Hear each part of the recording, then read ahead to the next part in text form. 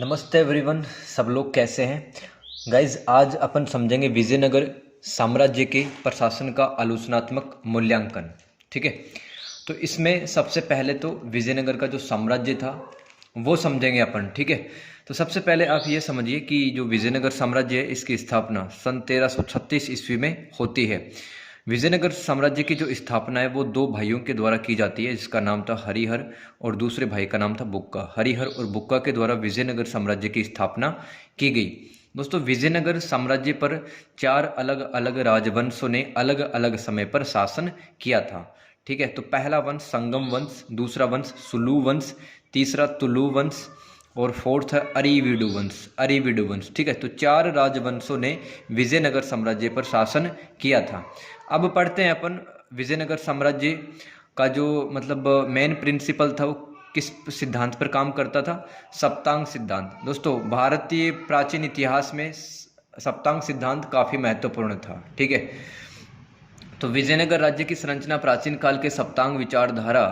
अब सप्तांग विचारधारा में क्या क्या आता है? राजा आता है इसमें, राजा, मंत्री, जनपद, दुर्ग, कोष, दंड, मित्र। ठीक है, तो ये सब सप्तांग विचारधारा के अंतर्गत आते हैं। राइट। और विजयनगर का जो साम्राज्य का स्वरूप था वो देवीय उत्पत्ति के सिद्धांत का स्वरूप था। ठीक है, सप्तांग सिद्धांत में इतना लिख देना है। फिर अपने को राजा की स्थिति के बारे में या फिर राजा के पद के बारे में बताना होता है। राजा को ईश्वर के समतुल्य माना जाता था। ठीक है, और इन्हें राय कहा जाता था। विजयनगर का जो राजा था उसको क्या कहा जाता था? राय कहा जाता था। राजा को वैदिक राजाओं की तरह राज्याभिषेक में निष्ठा और प्रजा पालन की शपथ लेनी पड़ती थी। राजा के चयन में मंत्रियों व नायकों की महत्वपूर्ण भूमिका होती थी और राजा सर्वोच्च न्यायाधीश होता था। ठीक है, मतलब अंतिम और सर्वमान्य निर्णय वो राजा का हुआ करता था। राज परिषद समझते हैं अपन। इसका गठन प्रांतों के नायकों कोमा सामंत कोमा शासकों कोमा प्रमुख धर्माचार्यों कोमा विद्वानों कोमा संगीतकारों तथा कलाकारों और व्यापारियों आदियों से होता था। राज परिषद ये राजा की सहायता के लिए होती थी। ठीक है, इसका कार्य राजा की शक्ति पर नियंत्रण करना भी था और उन्हें शासन संबंधी परामर्श देना भी राज परिषद का काम होता था। युवराज के बारे में देख लेते हैं। विजयनगर में राजा के बाद में जो सबसे बड़ी नौकरी थी यानी कि प्रमुख पद था वो युवराज का होता था। जब युवराज का राज्याभिषेक होता था तो उस कार्यक्रम को क्या कहा जाता? युवराज पट्टाभिषेकम। ठीक है, उस कार्यक्रम को जिसमें युवराज का राज्याभिषेक होता था उसको कहते थे युवराज पट्टाभिषेकम। युवराज पट्टाभिषेकम।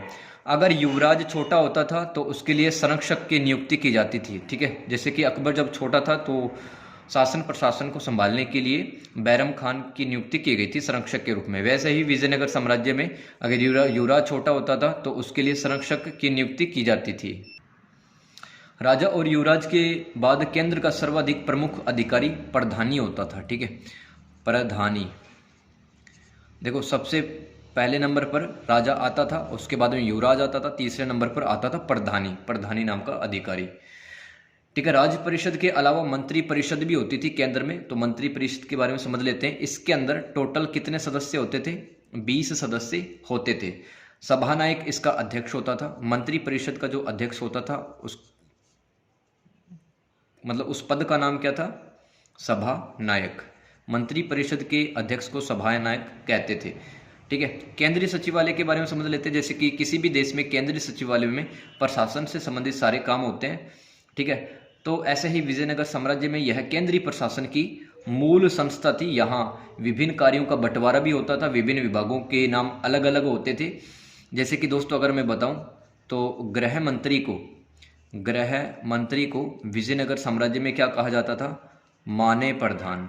ठीक है, माने प्रधान गृह मंत्री को कहा जाता था। ठीक है, अब विजयनगर साम्राज्य की दोस्तों प्रशासनिक इकाइयां भी समझ लेते हैं। उससे पहले आप ये समझो कि आज के टाइम पर जिस चीज को आप सचिव कहते हो, ठीक है, सचिव यानी कि सेक्रेटरी, उसको तो कहा जाता था रायसम विजयनगर साम्राज्य में। ठीक है, और जो अकाउंटेंट होता था, जो लेखा जोखा रखता था, उसको कहते थे कर्णिकम। तो केंद्रीय सचिवालय में ये भी पॉइंट लिख सकते हो आप कि सचिव को रायसम कहा जाता था और अकाउंटेंट को कर्णिकम कहा जाता था। ठीक है, तो अब समझ लेते हैं विजयनगर की प्रशासनिक इकाइयां। अब देखो विजयनगर साम्राज्य दोस्तों काफ़ी बड़े भूभाग पर फैला हुआ था। तो किसी भी बड़े देश में शासन को चलाने के लिए कुछ प्रशासनिक अधिकारियों तथा प्रशासनिक इकाइयों की ज़रूरत पड़ती है। जैसे कि एक देश में राज्य होते हैं, राज्य के अंदर जिले होते हैं, जिले के अंदर तहसील होता है, तहसील के अंदर गांव होते हैं। वैसे ही विजयनगर साम्राज्य में राज्य किसको कहा जाता था? प्रांत को। ठीक है, राज्य जिसको आप स्टेट कहते हो उसको प्रांत कहते थे। और वलनाडु किसको कहते थे? जिला को। जिला को क्या कहते थे? वलनाडु विजयनगर साम्राज्य में। और तहसील को क्या कहते थे? तहसील को कहते थे नाडु। तहसील को नाडु कहते थे। ठीक है, 50 गांव का जो समूह था, 50 गांवों को मिलाकर जो समूह बनता था उसको मेलाग्राम कहते थे। 50 गांवों का समूह है, ठीक है, वो मेलाग्राम कहलाता था। स्थल का क्या मतलब है दोस्तों? कुछ गांवों का समूह। ठीक है, कुछ गांवों का समूह है, वो क्या कहलाता था? स्थल कहलाता था। और जबकि 50 गांव का समूह मेलाग्राम कहलाता था। और एक गांव को क्या कहते थे? एक गांव को कहते थे उर अथवा ग्राम। ठीक है, तो ये प्रशासनिक इकाइयां हो जाती हैं। तो इसके अंदर अगर आपसे पूछा जाए कि विजयनगर साम्राज्य की प्रशासन की सबसे बड़ी इकाई कौन सी थी? वो प्रांत थी। और सबसे छोटी इकाई वो उर अथवा ग्राम थी। ठीक है, प्रांतपति के बारे में पढ़ लेते, क्योंकि प्रांतपति एक महत्वपूर्ण एक पद हुआ करता था। तो प्रांतों के अथवा स्टेट्स के मुख्य अधिकारी को प्रांतपति कहा जाता था। ये प्रांत का सबसे बड़ा अधिकारी होता था। ये लोग राज परिवारों से आते थे। ठीक है, यानी कि राजा के ही परिवार के कुछ सदस्य जिस पर राजा अपना ट्रस्ट जताया करता था तो उनको प्रांतपति बना दिया करता था। ये राजा की इच्छा तक अपने पद को धारण किया करते थे प्रांतपति। प्रांतपति के पास में क्या शक्तियां थी कि प्रांतपति नए प्रकार के टैक्स लगा सकता था तथा पुराने टैक्स को माफ कर सकता था। ये भूमि भी दान दे सकते थे। प्रांतपति का कार्य प्रांतों में कानून व्यवस्था बनाए रखना तथा राजस्व का एक निर्धारित हिस्सा केंद्र को भेजना होता था। तो प्रांतपति का काम होता था कि राजस्व का कुछ हिस्सा अपने पास रखता था तथा कुछ हिस्सा वह राज्य के खजाने में जमा कर दिया करता था। अब दोस्तों ये महत्वपूर्ण कंटेंट है नायंकार व्यवस्था और आयंगार व्यवस्था। इसी पर विजयनगर साम्राज्य का प्रशासन टिका हुआ था। तो सबसे पहले नायंकार व्यवस्था देख लेते हैं। देखो नायक भू सामंत होते थे। देखो नायंकार शब्द में एक शब्द आ रहा नायक। ठीक है, नायक कौन होते थे? भू सामंत, यानी कि जिसके पास में जमीनों के बहुत बड़े बड़े टुकड़े हुआ करते थे उनको नायक कहते थे। तो नायक भू सामंत होते थे विजयनगर साम्राज्य में, जिन्हें वेतन के बदले विशेष भूखंड यानी कि सैलरी ना दे करके, काम के बदले सैलरी ना दे करके जमीन दे दी जाती थी। उस जमीन के टुकड़े को क्या कहा जाता था? अमरम उस जमीन के टुकड़े को कहा जाता था। ठीक है, जिससे ये अपनी अधीनस्थ सेना का रखरखाव कर सकें। अब नायक के पास में कुछ सेना भी हुआ करती थी और उस सेना का जो भरण पोषण होता था वो अमरम से प्राप्त जो पैसा आता था उसी से उस सेना का भरण पोषण होता था। ठीक है, अमरम के कारण, अब देखो अमरम होता है जमीन का टुकड़ा जो नायकों को मिलता था काम के बदले। ठीक है, अमरम के कारण इन्हें अमर नायक भी कहा जाता था। अमरम से प्राप्त आय का एक अंश राजकोष में देना पड़ता था।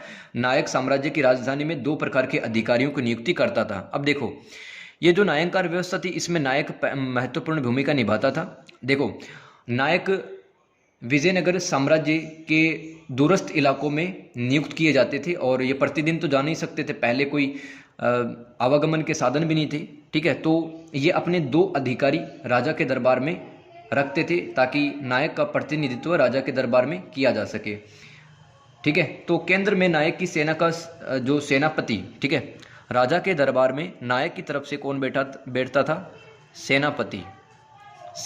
ठीक है, और दूसरा जो प्रशासनिक एजेंट था उसका नाम क्या था? स्थानपति। तो सेनापति और स्थानपति राजा के दरबार में बैठते थे, वो नायक का प्रतिनिधित्व करते थे। नायंकार व्यवस्था सामंती व्यवस्था के काफ़ी करीब मानी जाती है, जो विजयनगर की पतन का कारण भी बन जाती है। नायकों का पद धीरे धीरे अब आनुवंशिक होने लग गया था। आयंगार व्यवस्था देख लेते हैं गाइज। देखो एक गांव का प्रशासन संभालने के लिए टोटल 12 व्यक्तियों को लगाया जाता था। उन्हीं 12 व्यक्तियों को क्या कह रहे हैं अपन? आयंगार। विजयनगर साम्राज्य में एक गांव का प्रशासन संभालने के लिए टोटल 12 व्यक्तियों को नियुक्त किया जाता था। उन्हीं 12 व्यक्तियों को अपन आयंगार कहते थे। ठीक है, तो प्रत्येक ग्राम को एक स्वतंत्र इकाई के रूप में संगठित किया गया और 12 जो सरकार के व्यक्ति होते थे उनका नियंत्रण वहां पर स्थापित किया गया। अब आयंगार पद है वो दोस्तों आनुवंशिक होते थे, यानी कि पिता के बाद में बेटा आयंगार व्यवस्था में शामिल हो जाया करता था। ठीक है, और आयंगारों को वेतन के बदले दोस्तों कर मुक्त भूमि मिलती थी, जिसको अपन क्या कहते थे, मान्यम। देखो, नायकों को जो भूमि मिलती थी उसको तो कहते थे अमरम।